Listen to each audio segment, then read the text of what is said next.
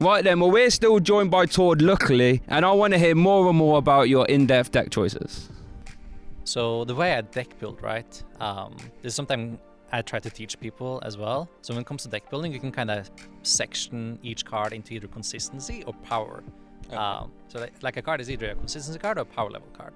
So a consistency card is a card that directly contributes to your basic strategy of your deck. So say for Gardevoir, right, you can like define the basic strategy as I want Gardevoir EX in play, I want energy in discard pile, and an attack with maybe Station or Shining Arcana, right? So every single card that directly contributes to that will be a consistency card. So say the whole Gardevoir line, right? The energies, the rare candy, right? But anything that draws cards, any of the ball cards, you can search up these cards. But anything that doesn't, right? So say Boss's Order, Penny, Palpa, right? These cards that doesn't directly contribute to that will be power cards. And I try to play as few of these cards as possible. Right. I just want all the cards that contribute to the basic strategy to be in the deck. So the fewer of these cards I can get away with, the better in my mind. Okay, but then for these certain power cards then, how strong do these power cards, how many use cases do they have to have for you to consider playing them? Yeah, so these power cards, if they can be used in every single matchup, obviously that's best case scenario, right? Sometimes they're not. You have cards like Drapion, right? Yeah. That you can only use against Mew in most cases, right? If you can power it, you can use it now against Gardevoir as well, right? And maybe Mewtwo V-Union. But for the most parts, if a card can be used against anything, then it's a really good power card. So say Boss's Order, for example. Yeah. Incredible power card, right?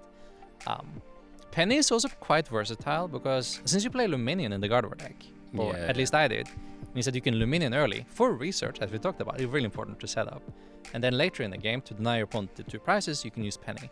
And that actually works against any deck, right? Doesn't have to be Lost Box. Yeah. Doesn't have to be playing against mobile. You can still use the Penny for some sort of value. So I found like a lot of good uses for it. So then it made me want to like play 59 cards, right? I'll play that power card because I'm sure I can get some use out of it, just randomly. I love the way your brain thinks. And you mentioned there when you're teaching people, so you do coaching as well. Yes. What's it like being coached by Tord? I mean, hopefully it's a good experience. Right? These days I'm actually a full-time coach. So between events, I just help people out and help them prepare for events, just as myself, basically. I'm talking over everything, teaching them, difference between a power level card and a consistency card, right? And all these little tricks I accumulated over the years. I might have to get some coaching myself and learn the Tord way. I guess with a lot of those students, they come along to these events and you see them competing.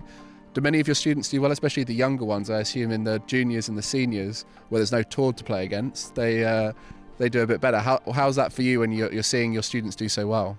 I mean, it's amazing seeing like people I help go out and win events all over the world is really great. It makes me really happy, and even if they're not winning, right, just them coming to me and saying that they're improving and like they feel they're having so much more fun because they now have much more control over the game is making me really happy.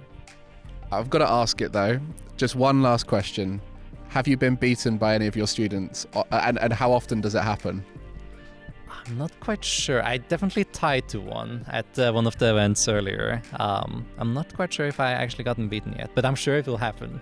Well, I think that's all we got time for here, Tord. It's been amazing hearing about the way your mind works around decks, and I'm sure just in this little interview here, people have learnt so much about the game that they didn't realise before. So hopefully they'll be looking at this next game we're about to watch with a different eye.